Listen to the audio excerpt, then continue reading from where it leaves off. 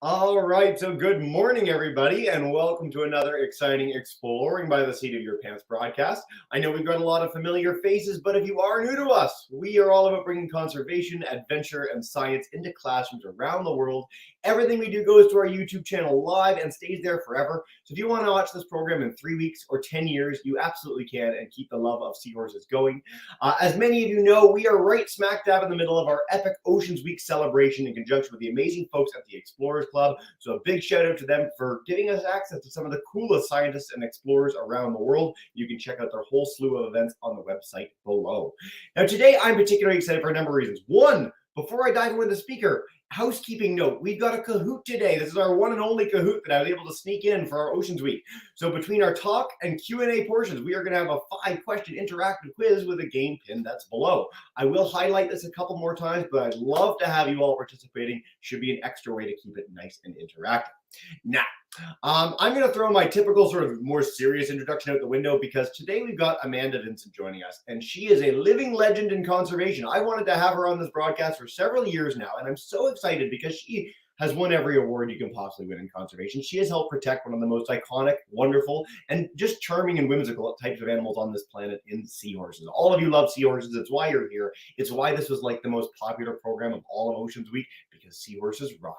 But more than that, I must say, just on a personal note, she and I had like the most delightful pre-show chat of all time. So you're not just going to get to hear from one of the world's coolest experts, but from a really, really delightful person. And if that's not a great way to kick off an Oceans Day ceremony, I don't know what is. So without further ado, again, Kahoot, check that out below. I'm going to turn it over to Amanda Vincent to blow your minds about all her amazing seahorse conservation work.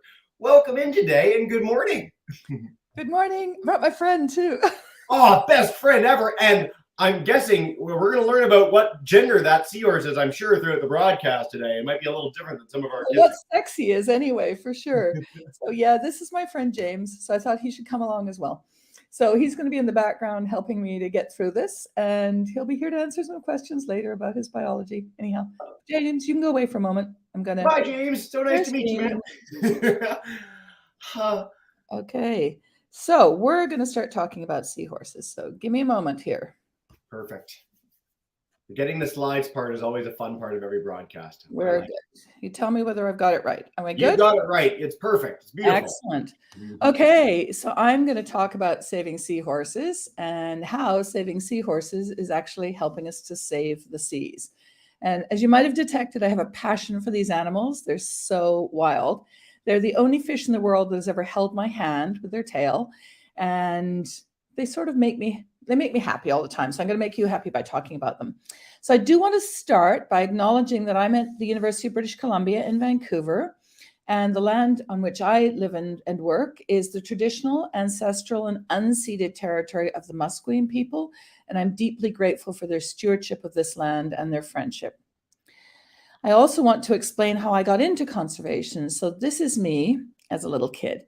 And on the left there, you have my mom and my brother and me digging clams and just generally immersed in the outdoors. So I grew up in a family that did an awful lot of camping and hiking and outdoor activity. And that was really important in influencing my commitment to the natural world. So I think the more time we spend outside, the more we realize how much we need it and how much we gain from it. And then in turn, how much we want to do for it. So that's the sort of natural history side of it. That's the side of it as to why I like marine animals and I like being near the ocean. But the other side of conservation is always about how we can make the world fair and just and equitable for the people who live and work on the land and the ocean. And so the other picture reflects me as a little girl, and I'm the one in the red jersey, obviously. And at that point, I was 7 years old, and this is when my family was working in South America. This is in Peru, actually. So I'm 7 years old, and the little girl beside me is 3 years. I'm 3 years old. I got that wrong. And the little girl beside me is 7 years old. And the point I'm trying to make there is I'd had good nutrition and good support, and I was taller than her at 3 years old while she was 7 years old. And growing up in a situation in developing countries helped me to understand that we can't just love animals. We also have to work towards a situation where people have good opportunities to make decisions that support the natural world, but also feed their families. So conservation is certainly about animals and plants and fungi, but it's also very much about the people who live and work and depend on those resources, which is really all of us one way or another. So I want us to sit back on this wonderful day on Oceans Week and just immerse ourselves in the ocean for a minute. So I'm just going to show you some beautiful pictures so we can go into a dreamlike state, thinking about how gorgeous the ocean is. So this is a seamount in Cortez Bank off California, kelp forest. Stunning, isn't it? And then here we have emperor penguins in Antarctica. By the way, a penguin biologist has just won the world's top conservation prize this year. And this, anemones and soft corals, these are living animals. You might not think of them as animals, but they are indeed gorgeous animals. This is cabbage coral, another animal. These are animals as well, in Indonesia, in Southeast Asia. These are beautiful settings. And my goal is to make sure that they stay beautiful, they stay productive, they stay alive for all of you and your kids and your grandkids. So my particular corner of this work is in saving seahorses. And this is me in various ways working with seahorses. So in the big blue picture here, I'm looking at a coral on which you find the world's tiniest seahorses. And they're the size of your baby fingernail when they're full-grown adults. I'll show you a picture of them in just a second. And this is me pushing a net and trying to find seahorses in Florida. These are dwarf seahorses, which are about half the size of your baby finger, so they're a bit bigger. And then the bottom picture is me actually diving with seahorses in France. And these are, as you can see, a little bit bigger in the Étang de Thau in France. So my focus is on these stunning, wonderful, gorgeous animals. So these are the tinies, the little yellow ones in the corner. These are the ones the size of your baby fingernail. And then the largest seahorses are the size of the distance from your wrist to your elbow. We have about 46 types or species of seahorses, and they're found all around the world, from Nova Scotia down to Argentina, Patagonia, from California down to Chile, from Korea down to Australia, from Britain down to South Africa. They're in most tropical and temperate waters. They are extraordinary masters of camouflage. So these are all seahorses hiding in their habitats. If you look, there's a tiny seahorse here. Okay, so that's one of the ones on the coral polyps. And then this is obviously a chap, or a woman actually, this is a girl who is blended perfectly with her background. I'll explain how I know it's a girl in a moment. And this is another one who's on muckier background, but they too are beautifully camouflaged. So they can change color to match their background, grow skin filaments, anything to hide. Seahorses are not fantastic swimmers, but they're really good at camouflage. And seahorses form permanent pairs in most species. So they come together every morning in a sort of greeting dance. Sorry, I'm a little bit asthmatic, so I will cough a bit. And on this, you'll see the female is on the left. Her body ends at the same level as her dorsal fin, the fin on her back. And then this is the male with his huge swollen brood pouch. Did I say male? Yes, indeed. So in seahorses, only the male gets pregnant. So just a bit more, and I'll show you about that. So this is the pairs rising up through the water, and the female on the left is dropping her eggs into the male on the right, where he's going to fertilize them. And so what's interesting is that the male seahorse knows that he's the father because the fertilization happened inside his body, not outside like most fishes. So he's totally confident he's the father. And that's really important because he puts a huge amount of work into caring for the young, and he shouldn't do that if they're not his babies. So these are two different species, by the way. This one's the one on the left where they're dancing is from Australia, and the one on the right, that one's actually from Australia too, but just a different species. So then after the female has deposited eggs in the male's brood pouch, the males get pregnant. And that's where James came in at the beginning, my stuffy. So it's a real pregnancy. the eggs actually embed into the tissue, into the inside skin of the pouch of the male here. And he provides them with oxygen through a blood vessel network, a capillary network. He also provides them with nutrition. So he's actually feeding the young. They're bathed in a placental fluid. So the young are growing inside his pouch, and he's changing the pouch environment. So it starts as being the same as his body, and by the time he's ready to give birth, he gives birth, the pouch environment will be a lot like seawater. So the transition for the young is pretty good. And so here are the young just poking out. So this is the male's brood pouch. This is the opening right here. And you can see the eye of the baby who's about to burst out of there. And they give birth to, well, some species, the tiniest species, only give birth to about 4 or 5 babies, and the biggest species give birth to several thousand babies. So there's quite a variety in how many, but what's interesting is no matter what size the adult is, the young are pretty much all the same size in seahorses. They just have fewer or more of them. So the moment you've been waiting for, here is a male giving birth. So the males, they bend and fold and thrust and push in order to propel the babies out of the pouch. And once the babies are released, they're fully independent and they go off into the plankton and drift around for a while before they settle down into a habitat that works for them. So what habitat works for them? Well, almost all inshore coastal habitats. So they live in seagrasses and estuaries, which is where rivers meet the ocean. So this is bays and estuaries and lagoons. And they live in coral reef areas, and they live in mangroves. And mangroves are where there are tree forests that sit on the edge of land and ocean, or on the edge of fresh water and land. They're transitional trees that can live in water. So seahorses are found in all of these habitats. And these habitats are badly threatened. We're treating them very badly. We dredge up the seagrasses and we dump into the estuaries and we cut down the mangroves, and our climate change is affecting the corals. So one of the big problems for seahorses is that they're actually losing their homes. And they're losing them in quite a worrying rate. So for the seahorses that live in estuaries where the rivers meet the ocean and lagoons, the biggest problem is their habitat loss. But globally, the biggest problem for seahorses is that they're caught. They're removed from the ocean by fishing gear. So some of them are caught by accident. And this picture is of trawl vessels working. So trawlers, I'll tell you more about, but they basically drag their fishing nets, weighted fishing nets along the bottom, catching everything in their path, everything, and damaging the habitat. So there are quite a lot of seahorses caught by trawlers every year. And this is what a trawl catch looks like.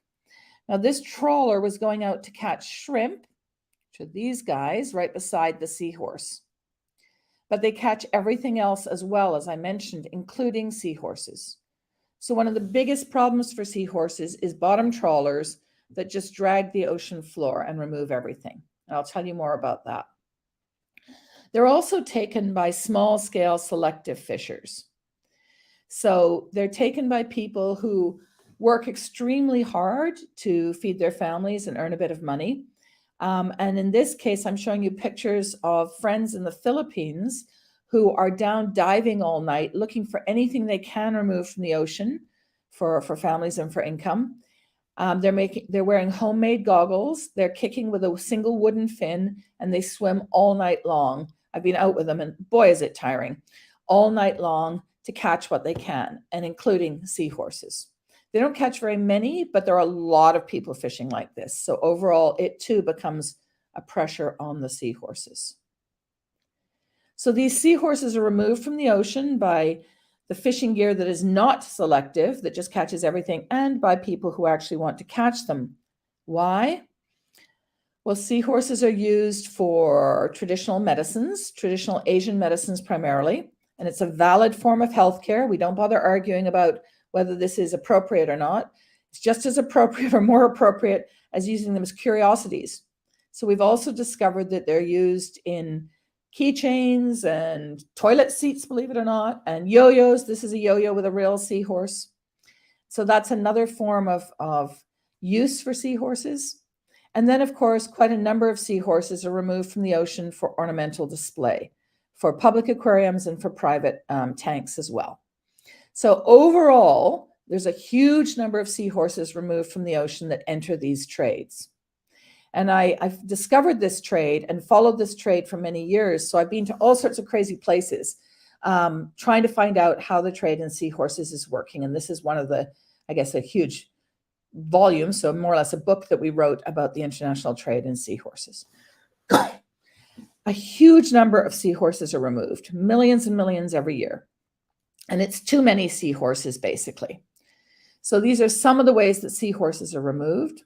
So these are for sale, and these are as they come off the fishing boats in India in this particular case. So many are removed that they've been put on something called the IUCN Red List. And the Red List is the internationally agreed standard for deciding whether animals, plants, fungi are threatened or not, whether they're in trouble or not. And about 1/3 of the seahorse species, 46 species, you remember, are on the red list as being in trouble. About 1/3 we don't know enough to even make a comment, and about 1/3 seem to be okay. So overall, the situation for seahorses is worrying, and we have to take action. So it's easy to say we have to take action. And a lot of people say, why don't you just ban the removal or ban the trade? But if you remember, we've got a lot of people involved and depending on seahorses. So particularly in the small scale fisheries, those individual collections. This is an island in the Philippines where I work. And you can see that it's pretty cramped. There's no real resources. There's no fresh water on this island. There's no sanitation on this island. This is an island where people live from the ocean and by trade. So simply slamming things shut doesn't really address that need to balance the conservation of our natural world, which is, of course, close to our hearts, and the human dependency. So instead, you have to come at this in a bit more of a creative way. So one of the things we've done a lot of is establishing protected areas. So parks, places where you shouldn't fish, because, okay, you can fish many places, but we really can't afford to be fishing everywhere in the ocean. So this protected area I'm showing you a picture of is actually very close to the last island I showed you. And these protected areas that we've set up now, 35 that are managed by villagers in the Philippines. And these protected areas are places where the villagers agree they won't fish, which is a big decision. So they mount their own guards, they have their own management, and they keep fishing out. And the idea then is the protected area populations will grow, recover, start to breed, and the seahorses will spill out to the adjacent area, but they will also be protected for breeding and for growth. And this is a protected area for all species. So if you remember, I said saving seahorses to save the seas. Well, by focusing on getting people interested in seahorse conservation, we've been able to set up protected areas where all fish can thrive and are doing actually very well. But as I say, the decisions to set them up and the management comes from the communities. Protected areas are becoming a global trend now, a global phenomenon. Our governments around the world have agreed to set up protected areas of different forms of protection. So the goal right now is to get to 30% protected by 2030. Which is not too far off. So Canada has signed up to that commitment. The USA is onto that commitment. Globally around the world, most countries have agreed that 30% by 2030 is a good idea, which will really help seahorses if we place them well and enforce them properly. So another thing my team is really involved in is regulating wildlife trade. So of course, we've mentioned that they're traded globally. They're traded by about 80 countries. And they're traded in very large numbers. So maybe 25 million seahorses a year perhaps go around the world. And so we got an agreement where all countries of the world, 183 of them plus the European Union, said they would limit how many seahorses they sent to other countries. And they would set the limits to protect their own populations and also make the trade legal. So we've done a lot of work on making sure international trade is better managed. Still a big challenge, still working on it, but we've made very big progress that way. So we can be excited about the fact that we've got these agreements to limit exports. But the problem is the seahorses are still being caught, even if they aren't always exported now. And they're being caught in really worrying ways by bottom trawling. And I alluded to bottom trawling before, so I'm going to play you a little 1-minute video so you know what bottom trawling is, and you'll understand why I'm so deeply worried about it. It is appalling how bottom trawl fishing is destroying our seas. All over the world, bottom trawlers are clear-cutting our ocean floor and dragging up most marine life along the way. Boats drop wide-mouthed nets with heavy weights that gouge and scrape, mowing down seagrasses and corals. These nets catch thousands of species, from seahorses to sharks, including many juvenile fish that should grow into valuable human food. The waste of life is atrocious, and the cost is dreadful. Landed catch is now often sold unsorted for mere pennies as feed for farmed fish or other animals. Bottom trawling is unprofitable and only continues because our governments give them our money to keep them fishing. It gets worse. Some trawlers even rely on crews of slaves or other forced labor. Bottom trawling is annihilation fishing. It needs to stop. So my team is now involved in a global coalition, a global alliance to try to limit, constrain, and regulate bottom trawling very tightly. And we're also leading our own initiatives to get bottom trawling out of as many areas of the ocean as we possibly can, because of all the damage it does, not just to the ecosystem, but to people. It is So one of our big challenges, and this is where you all come in, is getting more people to care. We really want everybody talking about seahorses, how gorgeous they are, how threatened they are, and what we can do about it. So the first step in conservation progress is to build the number of people who care about it. And so it's fantastic that you're all on this call, and lots of applause to your teachers for making this a priority. So what you can do yourselves as kids is you can go home to your family and say, we're going to choose our seafood carefully. We're going to actually think about what we eat that comes from the ocean. One of the simplest guidelines is try to avoid shrimp, because shrimp is one of the drivers of bottom trawling. So that can be a starting place. But then we've got lots of good seafood guides that can help us. So Monterey Bay Aquarium has Seafood Watch, Canada's Seafood Guide. The Marine Stewardship Council is a global branding for certification. And almost every country, South Africa, Britain, all over the world, has its own seafood guide. It's really easy to get a copy of it and an app. So ask your family to start using seafood guides and avoid things that are caught by bottom trawls. And if you can't get a seafood guide, surprise your family. Next time you're out at a restaurant, ask the waiter or waitress, the server, say, is this bottom trawled? And if they look at you blankly, say, would you mind asking the chef, please? Or if you're going to a supermarket, ask the person behind the counter, was it bottom trawled? You can be a real driver for improvement with those simple questions. And keep in mind that these trawls catch thousands of species. So far, about 3,400 species we've found caught in bottom trawls, fish species alone, plus the invertebrates. So if we can limit bottom trawling, we will really be using seahorses as a way to enter the discussion of saving the seas. So my mission is saving seahorses to save the seas. You can choose any mission you like, as long as it helps our ocean this week and all through the year. Thanks a ton. Really good to chat.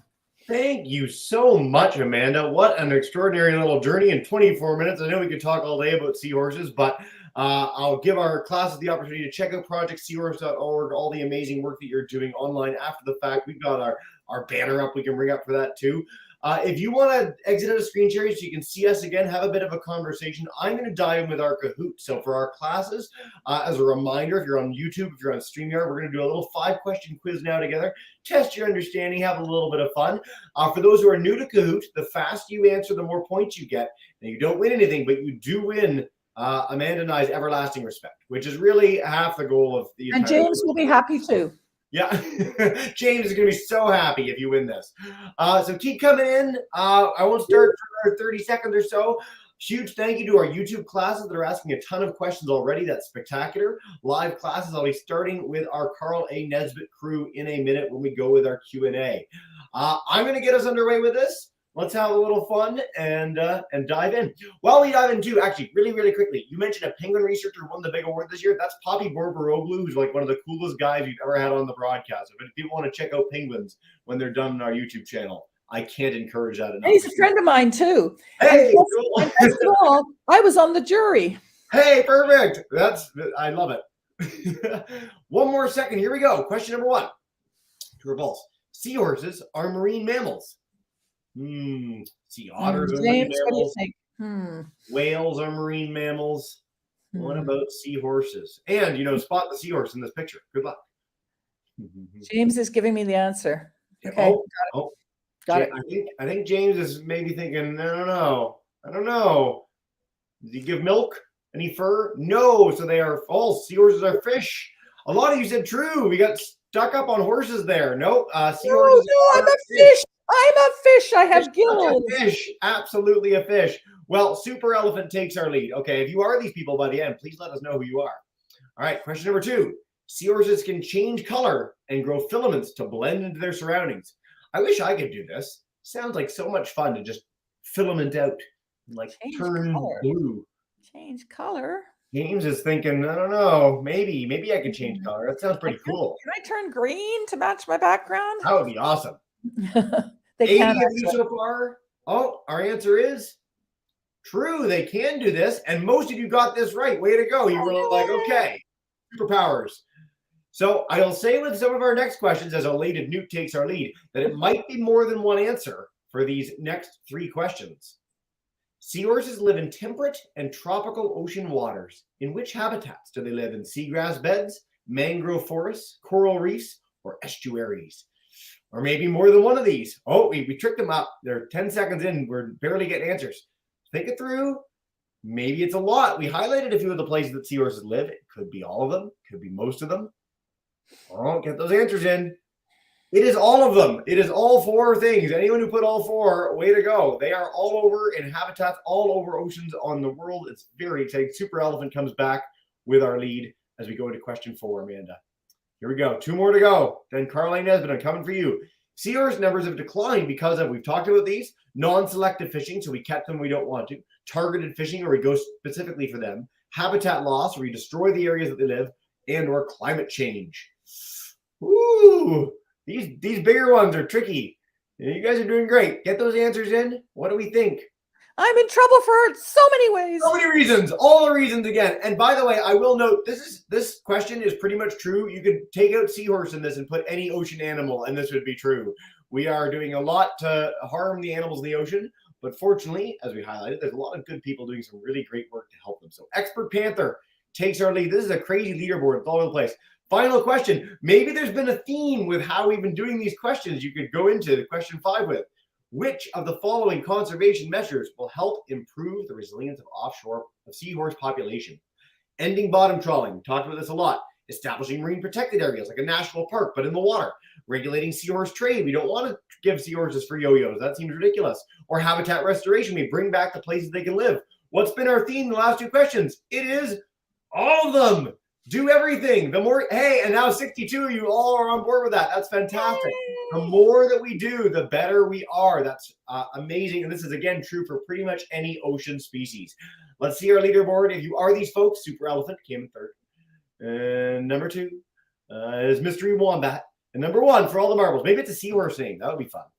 Maybe it's Expert Panther. Way to go. If you are, let us know. Nicely done. James is in your court. I love it.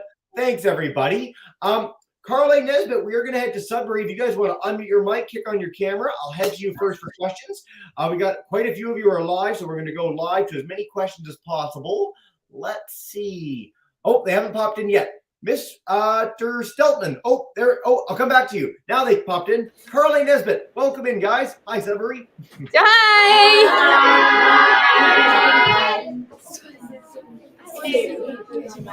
Go for it, guys. If you have a question. Hey. Okay, yeah, nice and loud. My question is, what is the smallest type of seahorse and where can it be found? Okay, we're discovering new species all the time. So you say, what's the smallest type? There are loads of types that are small now.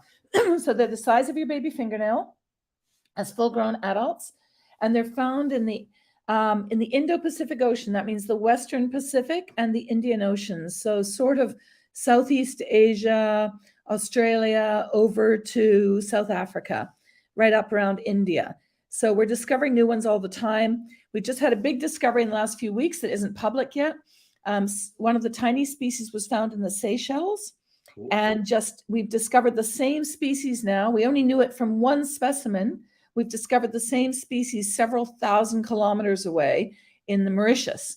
And divers are helping us with that. So the public has reported this find, and we're busy exploring that in Mauritius. So all through the Indian Ocean and Western Pacific Ocean.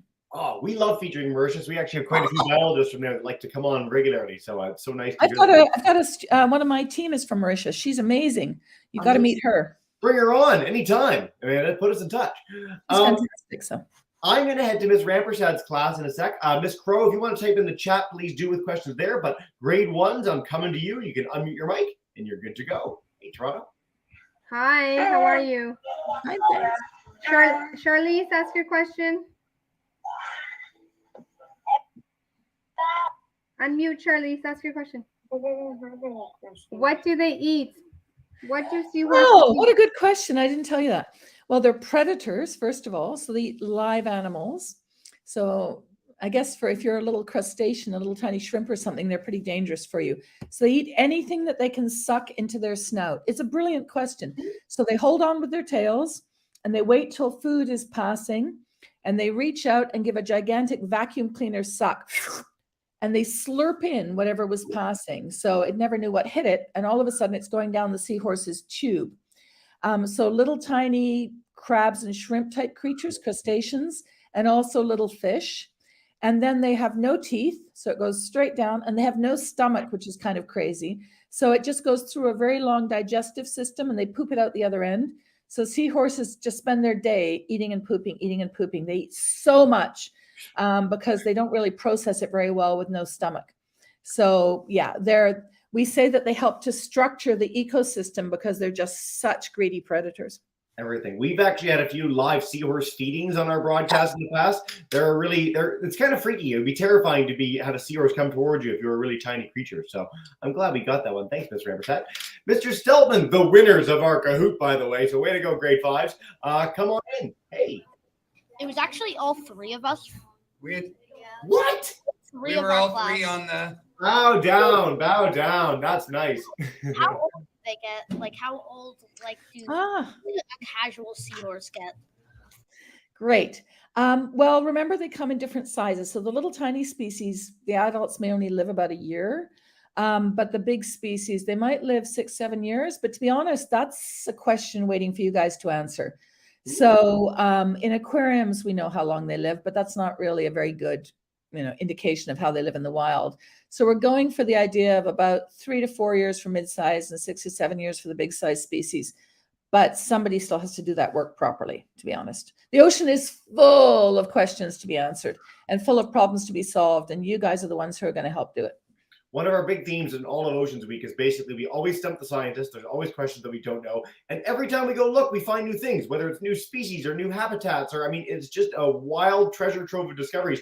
I think it is still true to say we know more about the moon than we know about our oceans. 70% of our world is this massive ecosystem that is just waiting to be explored in a serious way. So, but Jesse, it's more than that. You say 70% of our world, but you're talking about the surface. I know. But we have something called the biosphere, and the biosphere means the places on Earth where life can exist. Yep. And 99% of our biosphere is in the ocean, places on Earth where life can exist. So only 1% of our living space on Earth is found on land. 99% is found in the ocean. And we don't know what the heck we're doing with the ocean. So it's crazy to me that we don't have more respect for the fact that it's 99% of our biosphere, place on Earth where life is possible. Very, very cool. We're going to head to Miami. Miss Brown's class joining us again. Come on in, guys, and take us away. Hey. Yes, hello. We have a question.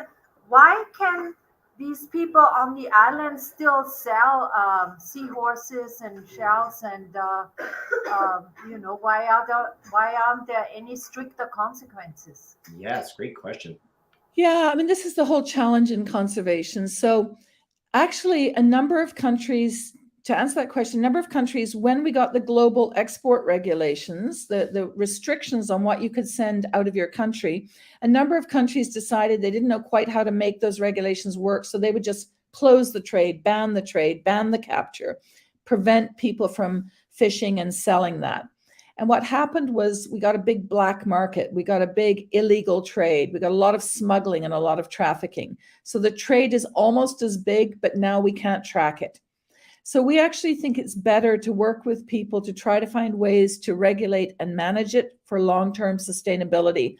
When people are desperate enough, they have to risk still catching and selling things, but they can't access management advice anymore, and they can't access fair prices anymore. So instead, they tend to catch more and catch it in a less managed way. So deciding just to stop things often isn't, weirdly, surprisingly, the best way forward. We're better to bring in people as partners and try to manage the trade so that they are not criminals, and instead they're partners in trying to get it right. Yeah, fantastic question, guys. Say, is it our virtual school? Ms. Randall's class, I'm heading to you, and I'm going to take a few from our YouTube friends. We have so many classes today. It's amazing. But come on in, Ms. Randall, and take us away. Unmute, though, first. No. Can you hear us now? Yes, yeah, we okay, can. Fantastic.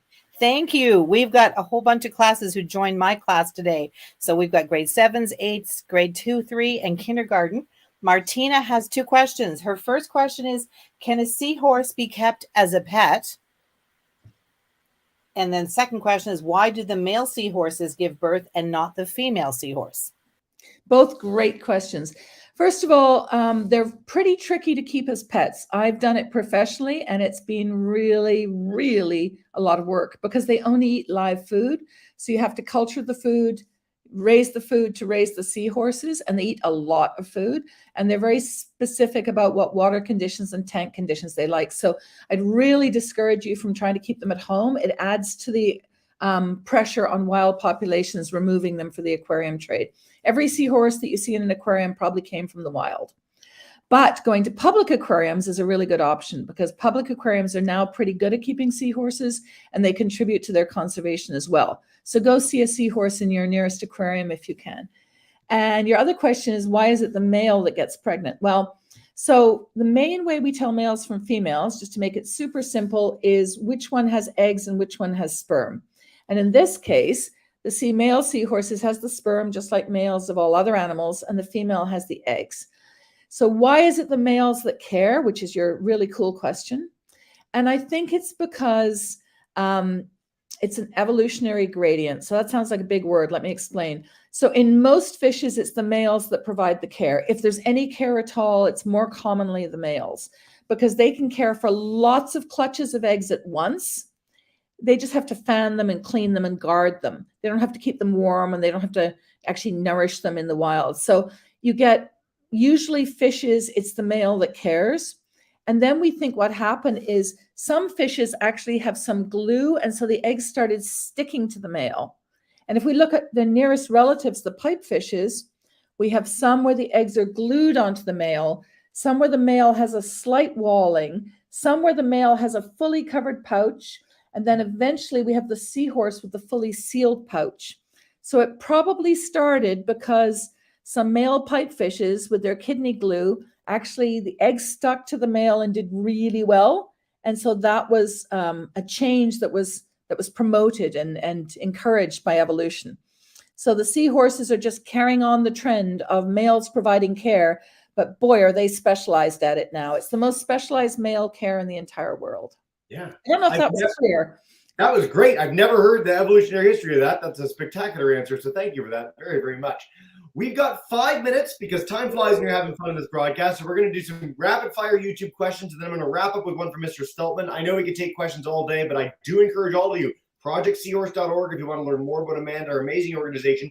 And if you do go to a zoo or aquarium, look for AZA or CAZA accreditation. And that means that the aquarium is the highest standard of animal care. Yeah. So don't just go to a roadside place that someone set up in their backyard. Go to a really amazing facility. Ripley's Aquarium in Toronto, I worked at. Toronto Zoo's another great example. We've got Georgia Aquarium we featured last week. There's some really amazing organizations. Aquarium Quebec, Tennessee Aquarium, New York. There's so many great aquariums, and they contribute to conservation. They're really trying to get it right. So fantastic. Let's head to YouTube for a minute. Okay, rapid fire. Iggy in Mrs. Borges' class wants to know, what's the largest seahorse you've ever caught? How big? No pressure. probably about from my wrist to my elbow, not quite, but kind of, yeah. Probably about as wide as an adult hand can reach, maybe. So 20 centimeters is probably the biggest I've actually caught.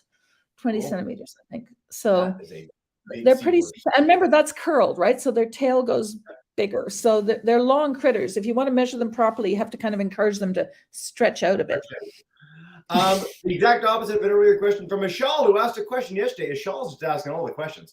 What eats seahorses? Oh, fantastic question. When they're babies, everything, and when they're adults, not very much.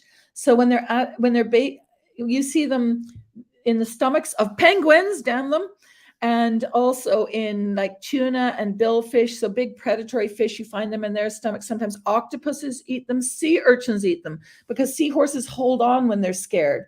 So they hold on to a sea urchin, and the more the sea urchin closes around them, the more they hold on. So sea urchins even eat them. So not much when they're adults, but as babies, an awful lot eats them, yeah. Pretty much everything eats everything when they're babies in the ocean. That's one of the scary things about the ocean, to be a baby. Miss McLaughlin's class, how long do the males carry the eggs or babies? Brilliant. Oh my God. About 10 days to 6 weeks, depending on the species and the water temperature. So shorter times in warmer water, longer times in colder water. So 10 days to 6 weeks, really. The male's pregnant. And then what's cool is the day he gives birth, in the pair bonded species, the partner species, the female comes in, the day he gives birth, they dance together, and then he's pregnant again. And in fact, in the pair bonded species, they dance together every day throughout his pregnancy. And they change colors, and they promenade, and they waltz, and they pirouette every day just to say hi. And then the day he gives birth, the female's there with another load of eggs, and he's pregnant again. I dance with my wife every day, so I completely understand. Yeah, but do you get pregnant? No. In a way, a few years. Mr. Stelman's class, I'm heading to you live, and then I'm going to take Xavier's question from Ms. Robbins' class to wrap up in a second. But Burlington, come on back in. Hey. Where are all the places you've been, and what is the coolest seahorse you caught? Ooh.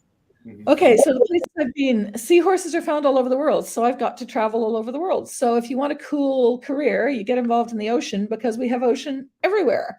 So the only place I haven't managed to justify going, I want to go to Antarctica, and nobody's yet found a seahorse in Antarctica. So I'm a bit stuffed on that one. But otherwise, I've been able to go amazing places, diving, but also just working with government and working with people to try to make a difference. So that was the first part of your question. And the second part of your question, coolest seahorse I've ever caught. Yeah. Well, there's a reason this guy's called James. My coolest seahorse was James, who lived in the Caribbean, and he had a pouch that was about the same size as a tablespoon in volume. So think of a tablespoon full of water, and packed in that pouch, he had, I think it was something like 2,000 babies that end to end would have stretched 11 meters. If you put them end to end, the babies, they would have been 11 meters long, and he packed it into a pouch the size of a tablespoonful. Crazy. So he sort of lives in my memory, which is why my stuffy is called James. That's a great and delightful answer. And I think Poppy will get you to Antarctica if you need now. As a friend and jury member, we'll make it happen. We'll send him a message when we're done. Amanda, we could go all day on this. This has been such a spectacular program. I'm smiling ear to ear and my face hurts, which is a good sign. Xavier wants to know something you talked about at the end, but to reiterate, how can we help protect seahorses? We've got kids all over the world today. What can they do when they leave this broadcast to help these amazing creatures? Well, the first and most important question is, where did my seafood come from? Just ask, even if you don't know what to do with the answer. The very fact that you ask, was my seafood, was my fish from bottom trawling, will be really important. The other thing is, when you get a chance to vote or your parents are voting, make sure your parents ask people, what are they going to do for the ocean if they're elected? because really what they're going to do for the ocean, most people you ask don't even have an answer. They've never thought about the ocean. So don't vote for them. They don't care about the ocean. So you can encourage your parents to get that right. And most importantly, just talk about the ocean, care about the ocean, share stories about the ocean, because we got to care about 99% of our biosphere, right? So care about seahorses, care about the ocean. And even just talking about it is a significant contribution, because not enough people do. Dr. Vincent, that was a spectacular presentation. Thank you so much. And thank you for highlighting voting too. I've been featuring this in a lot of broadcasts lately. It's very important to figure out people that are working to help protect the things that you care about most. So really appreciate that. We have classes from all over the world. If you're on YouTube and you want to scream and yell and say goodbye, fantastic.